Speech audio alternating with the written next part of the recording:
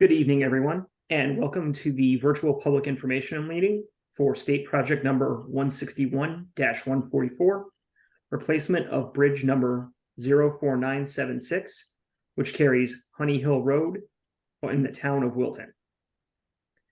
The project email is dot.flbp@ct.gov.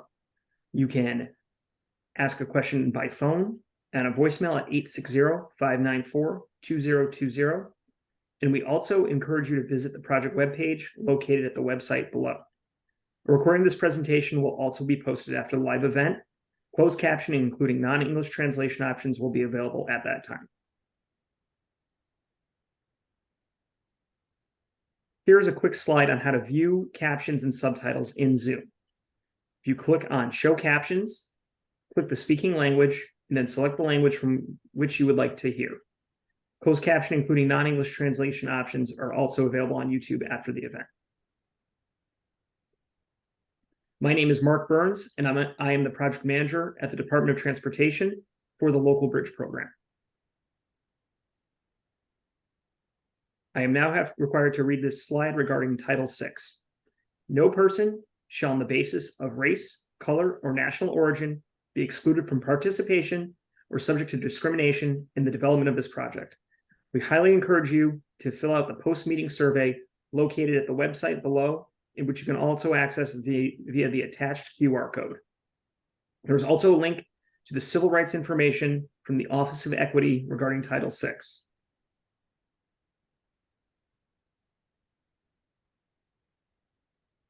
Here is the full printout of the Title VI notice to the public regarding civil rights.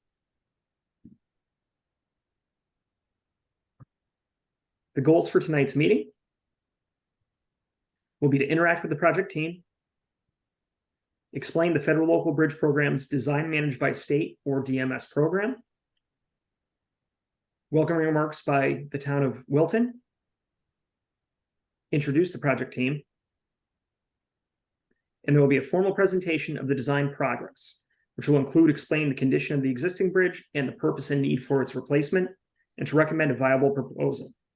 Please bear in mind that at this time, the plans are at only 30% complete, which is at the time in which we present it to the public to solicit any input, so that way we can make any adjustments as needed. Following the presentation, we'll open a forum to questions and answers. Here's another slide on how to access the Zoom Q&A. At the toolbar below, there's a Q&A tool, and then it will pop up a secondary window, and you can then type in your answer and click enter. If you're using audio only, please dial *9 to raise and lower your hand. This is the way to reach out to us via any project questions or comments during the live Zoom. You can reach us by email at dot.flbp@ct.gov, by phone at 860-594-2020, which is a voicemail, and by chat through the Zoom Q&A. The Zoom Q&A will only be open during the presentation. However, the comment period will be open until October 17th.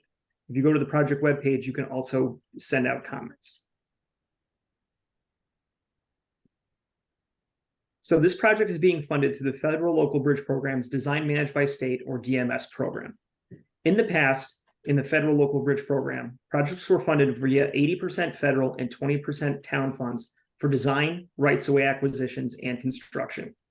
In the DMS program, design, rights-of-way, and construction phases are now funded with 80% federal and 20% state funds. Everything is at zero cost to the town. Now, despite the department using our own consultants to design the project, this is still a full partnership and coordination with the town. We're not designing without any input, and we will solicit comments and try to apply any recommendations where applicable. The reason we started the DMS program was to provide a streamlined approach to using our full DOT resources, to aid the towns to keep all bridges in a state of good repair by effective use of funds, to decrease our design time from 48 months plus to 24 to 36 months, and to utilize accelerated bridge construction, or ABC techniques, to shorten construction duration. The ultimate goal is to also increase the number of municipal projects delivered to construction each year. I'll now hand it over to Frank Smirliglio, who is the Director of Public Works and the Town Engineer for Wilton. Frank? Hi, everyone. My name is Frank Smirliglio, Director of Public Works, Town Engineer. Thank you for joining us tonight. Honey Hill Bridge is one of 28 bridges in Wilton that's part of our overall master planning for bridges. Wilton was fortunate to receive the federal local bridge grant to reconstruct Honey Hill Bridge. Currently, 2 bridges that are part of this grant program are under construction right now: Arrowhead Bridge, Lovers Lane Bridge.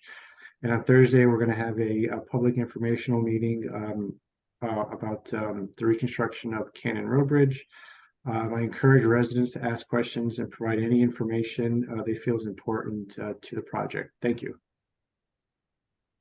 Thank you, Frank. I'll now introduce the rest of the project team. Our Division of Bridge Division Chief is Bart Sweeney. For the Consultant Liaison or CLE program, our Principal Engineer is Derek Lassard. As I stated previously, I'm Mark Burns, the project manager. Andrew Shields is the project engineer. Representing the Office of Rights of Way is Zach Garino. And representing CHA Consulting, who acts as our consultant liaison engineers, which are an extension of the department, are Anand Seshadri, project manager, and Tom Swatel, project engineer. This slide depicts the standard structural elements of a bridge. As located on the top, you'll see a bridge deck and parapets, which is the driving surface for vehicles or for pedestrians. Carrying the deck and parapet is the bridge superstructure, which is traditionally beams, either steel or concrete. Supporting the superstructure and deck are the abutments, as shown on the right or left, sorry, and then wing walls, which will also act as earth retention. These are part of the substructure, which in some cases, depending on the span of the bridge, will include a pier or multiple piers. All conditions of a bridge, or all elements of a bridge, are rated from a condition rating of 1 to 9, with 9 being in excellent condition and 1 being in imminent failure.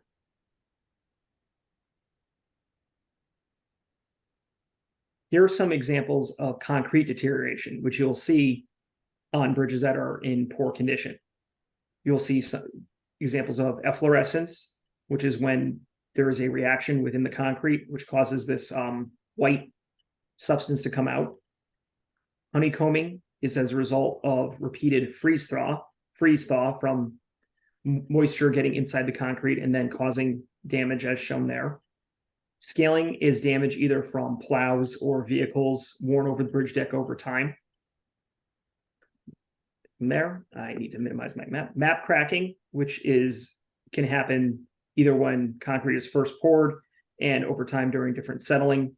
And a more serious version of this would be spalling, where in this case, the reinforcing steel is exposed.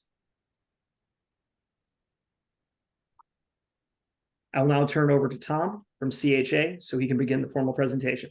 Tom? Thank you, Mark. Good evening, everybody. My name is Thomas Sawtell with CHA. I am the Assistant Project Engineer working under this project. And tonight I'm going to give the technical portion of the presentation for project 161-144, which is the replacement of bridge number 04976, Honey Hill Road over the Norwalk River.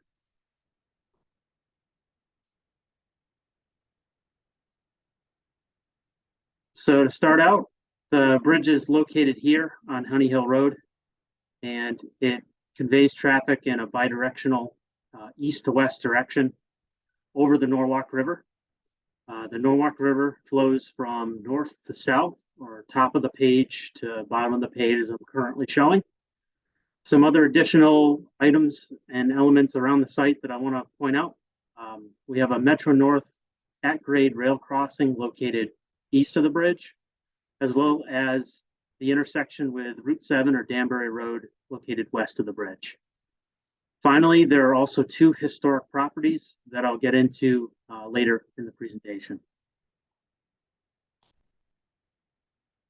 So Honey Hill Road currently has a curb-to-curb width of 22 feet, and as I mentioned, carries 2 lanes of travel. The average daily traffic for this road over the bridge is 578 vehicles a day, and that's based on traffic counts that were performed in July of 2022. As part of this traffic count, we determined the 85th percentile speed as 23 miles an hour. The speed limit over this bridge is 25 miles an hour. So for the project, we selected a design speed of 25 miles an hour. Finally, Honey Hill Road is classified as a local urban street. So speaking to the existing structure itself, it was constructed in 1957, so it's 66 years old. It has an overall span length of 46 feet, and the bridge superstructure up top here comprises of pre-stressed concrete beams. The substructure is concrete abutments, and the foundation is spread footings on soil. Now, you can't see the footings in this photo because they're below the water line right now. The first issue I want to point out is the bridge is currently posted for weight restrictions or the 16 tons at both approaches to the bridge. Talking to the hydraulics here, for the site, the design storm is the 100-year storm. The clear span of the bridge, or the distance between the abutments, as I've highlighted here in the photo, is 39 feet, which is less than the 1.2 times bank full width requirement at this site. The bank full width is 1.2 times the bank full width is 56 feet. The backwater elevation compared to the natural condition, which is essentially the elevation of the water with the bridge removed versus the bridge in place, is 1.2 feet, which is greater than the 1 foot maximum.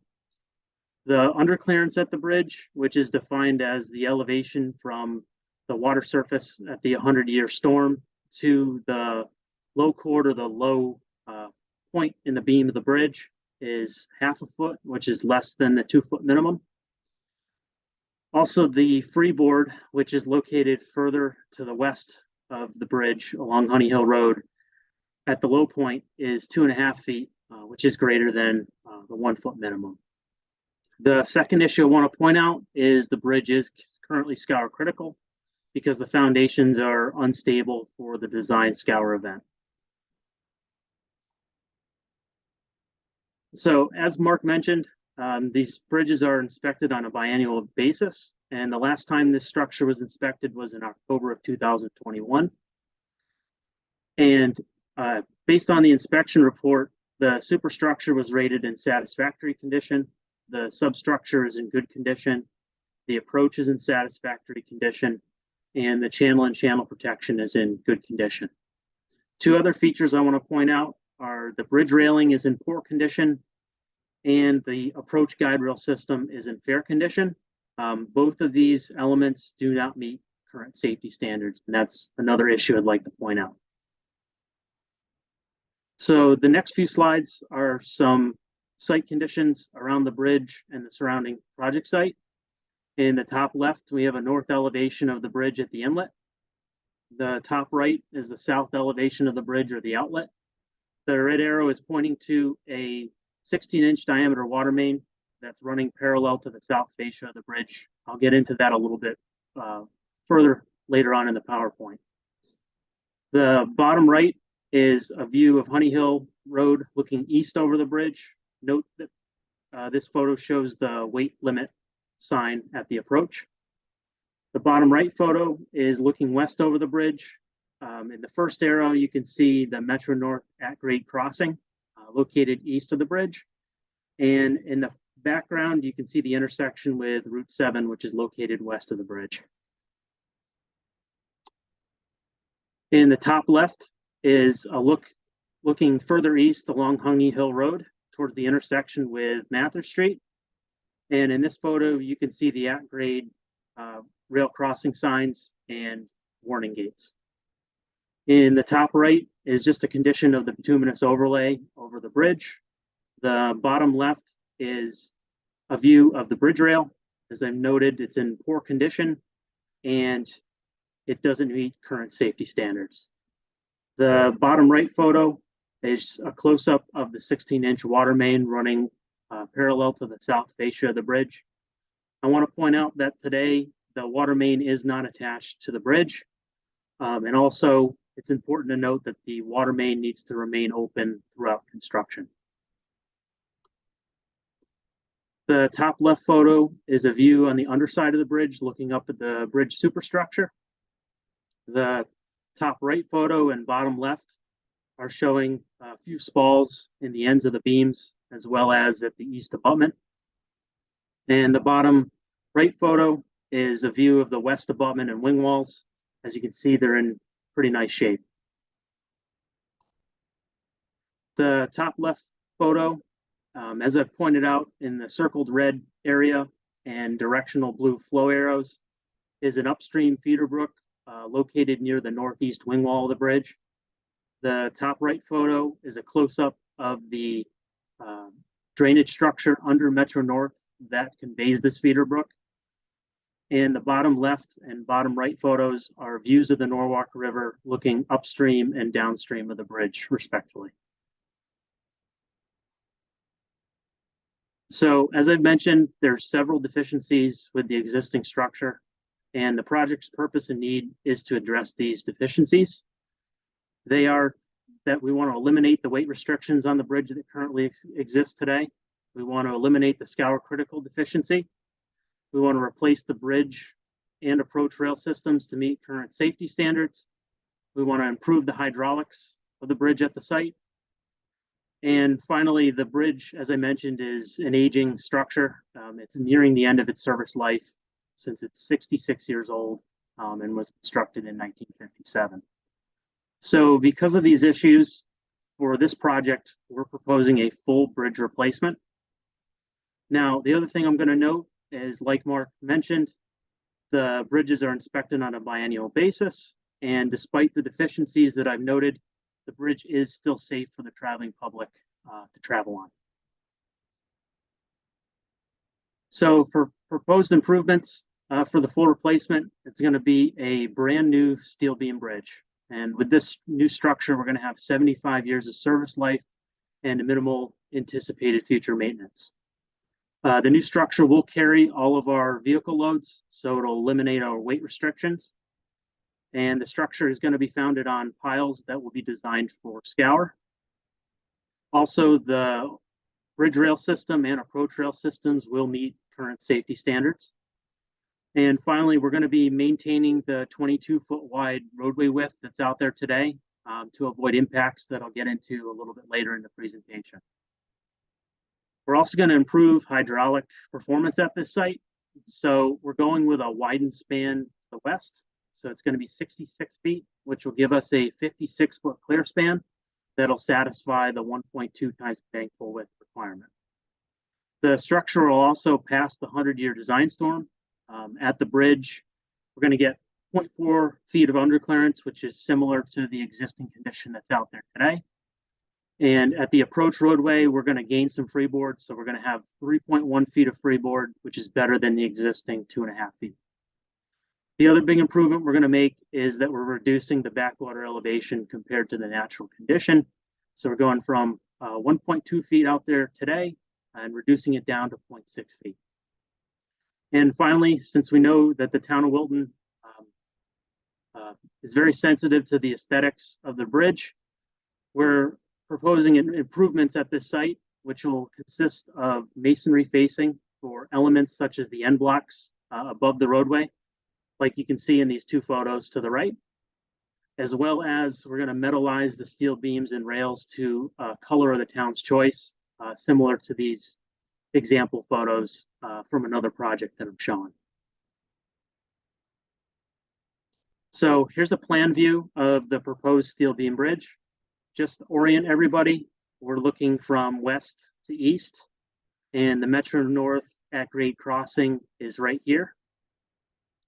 The Norwalk River is highlighted out in light blue, and the limits of the proposed bridge are highlighted in orange. One thing I want to note and mention again is that we're widening to the west. So the existing west abutment is here. And to accommodate the widened structure, we're moving that abutment further west, as you can see in the gray. The eastern abutment is going to roughly remain in the same location. And a reasoning behind that is we really don't want to cause any impacts to the at-grade Metro North rail crossing to the east. Also, we've got wing walls that are flared on the northwest and northeast. For the northeast particular, we're going with the flared condition because we want to, again, minimize impacts to the Metro North crossing.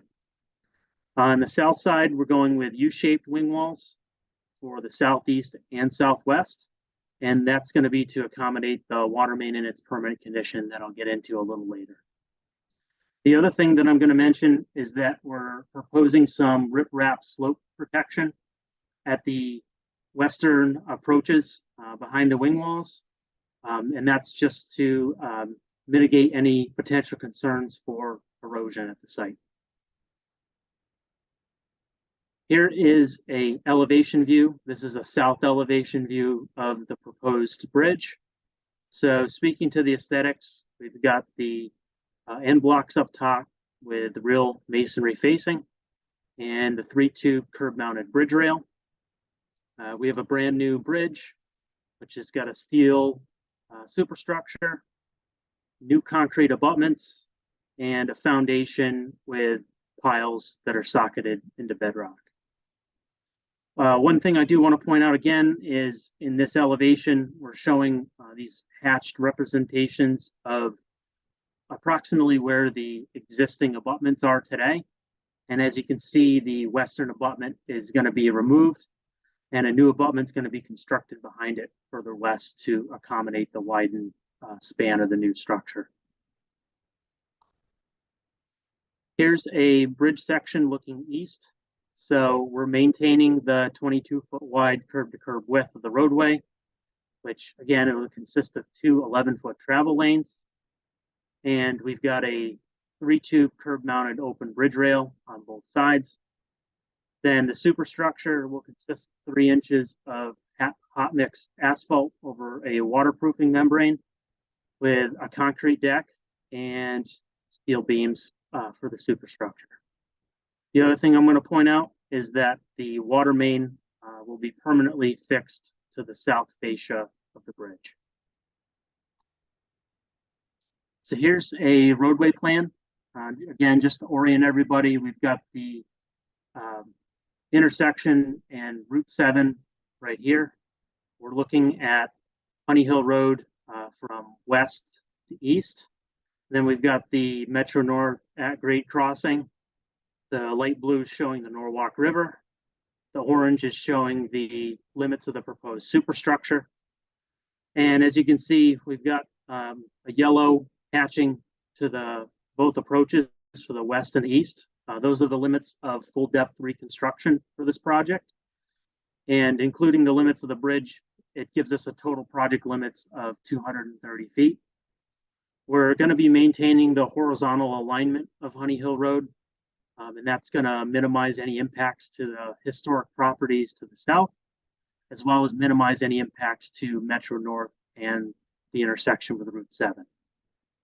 Speaking to the guide rails, on the west approach, we're proposing a new MBR system that will attach to the existing rails that are on Route 7. And to the east, we're going with traffic impact attenuators that I'm showing in this magenta or pink highlight. And that's mainly just due to spatial constraints between the east abutment and the at-grade crossing with Metro North. Here's a profile of the proposed bridge. And as you can see, we're not making that many changes to what's out there today, just some localized spot improvements where we can. And again, that's because we're locked in with the at-grade Metro North crossing to the east and the intersection with Route 7 to the west. By maintaining this profile, we're minimizing our impacts to both of these features. So for construction of the bridge, we're anticipating a full closure with a detour. There's a short 2.9 mile or 7-minute long detour that I'm showing in red. So starting at the bridge and working to the east, users will be able to travel on Honey Hill Road, then south for a little bit on Wampum Hill Road, and then go west on Cannon Road, north on Sealy Road, and finally back onto Route 7. The detour will provide a safe work zone for residents, commuters, and the contractor throughout construction. We're anticipating a 2-season construction for this project, and that's mainly due to utility moves on the south side. And finally, like Frank mentioned, we have an adjacent project, 161-145, which is the Cannon Road Bridge Replacement Project that will be coordinated. I hope to see everybody in the PIM meeting for that one Thursday night.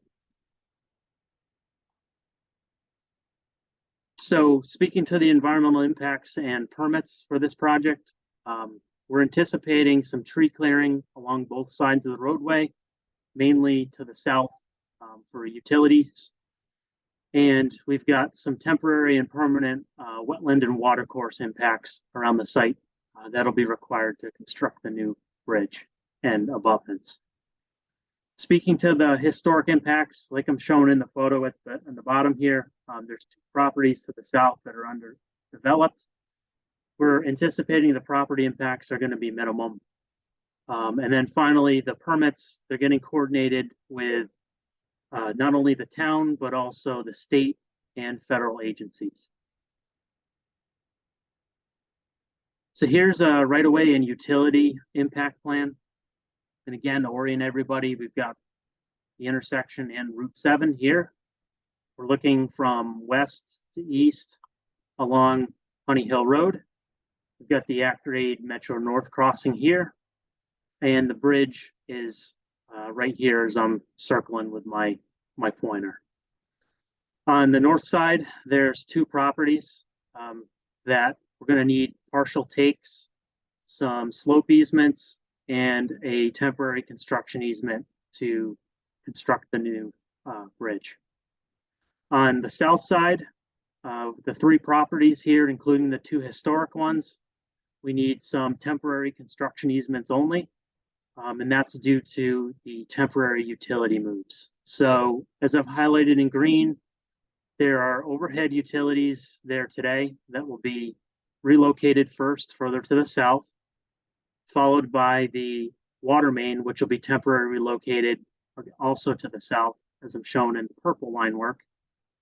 And for the final condition, the water main will be supported along the south fascia of the bridge, and the overhead utilities will be moved closer to the roadway, similar to what's out there today. So now I'm going to pass this off to Zach, who can explain the rights-of-way process. Thanks, Tom. My name is Zachary Garino. I'm the project coordinator with the department's Division of Rights-of-Way. Our office is responsible for acquiring the property rights needed for transportation projects. As mentioned in the presentation, this project will require the acquisition of property rights, so I'd like to give a brief overview of our acquisition process. Before I begin, I'd like to mention that the specific impacts are still being finalized and may change as the design progresses, and that any required property rights will be acquired in accordance with Connecticut General Statutes sections 13A 73 and 13898E, as well as the Uniform Act. Can change the slide. The right-of-way acquisition process begins once the design has progressed to a development milestone and all the impacts have been determined. At this point, each affected property owner will receive a formal letter of intent to acquire from our office, along with a property map which depicts the exact property rights to be acquired. And on the screen here is an example of a property map an owner would receive, the impact specific to their property. Next, our office will determine the fair market value of those property rights that have been depicted, which will be used to establish an offer of just compensation. That offer will be sent out to the property owner in writing, and a right-of-way agent will be available to meet with the property owner and explain the project, go over the specific impacts to their property, and explain the state's offer. The property owner will be given a reasonable amount of time, typically 30 days, to consider the state's offer and enter into negotiations. When an agreement is reached, the department will prepare all the necessary paperwork to record the deed and property map on the town land records. However, if an agreement cannot be reached, in order to keep on schedule, the department may acquire the necessary property rights through its power of eminent domain. In that event, the state files a notice of condemnation in the Superior Court along with a monetary deposit, the amount of the state's offer. The owner would have 6 months from that date to file an appeal if they felt that the state's offer was inadequate. Whether or not the owner chooses to appeal, the money deposited in the court is available to be withdrawn by the owner. It's important to note that the state only acquires property rights that are needed for the project. If there are any questions regarding the right-of-way acquisition process, I can answer them after the presentation. With that, I'll turn it back over to Tom. Thank you. Thanks, Zach. So the schedule for this project, we're anticipating construction to start in spring of 2026. And that's subject to permit approvals, of course. The construction duration, as I mentioned, is anticipated to be 2 seasons or 16 months. Our construction cost estimate is $4,760,000. And it's going to be funded through 80% federal funds and 20% state funds. So there's no costs associated with this project to the town. And now I'm going to pass this off to Andrew, who can open up our question and answer part of tonight's presentation.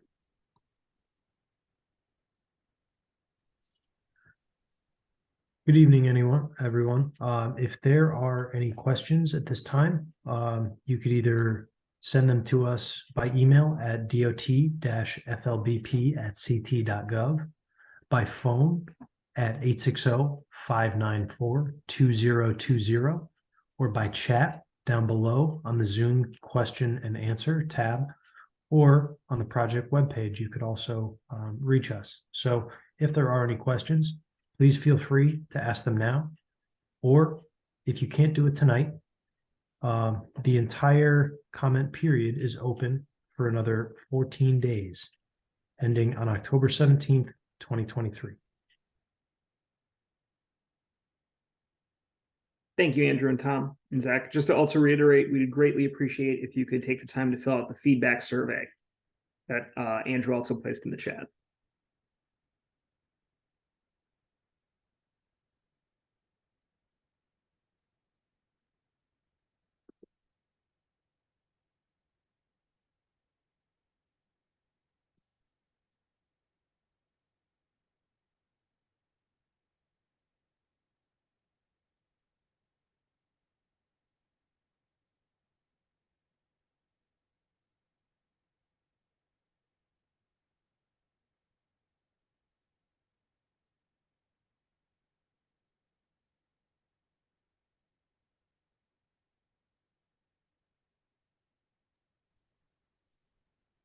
Again, if anyone has any questions, feel free to ask us at this time. We also have another 2 weeks on schedule in order to answer your questions accordingly.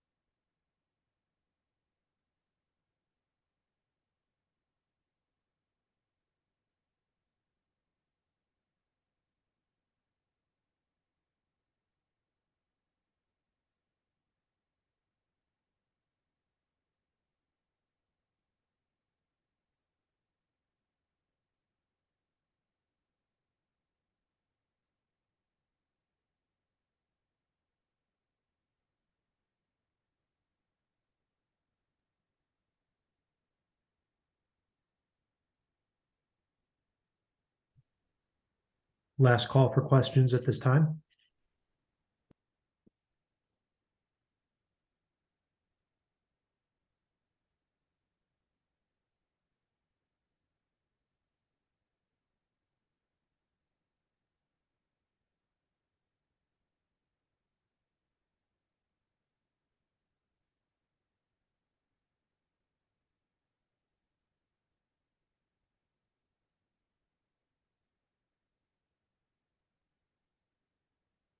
Okay, without seeing any questions, we thank you all for attending this live public info event and appreciate any further feedback. Thank you and have a pleasant evening.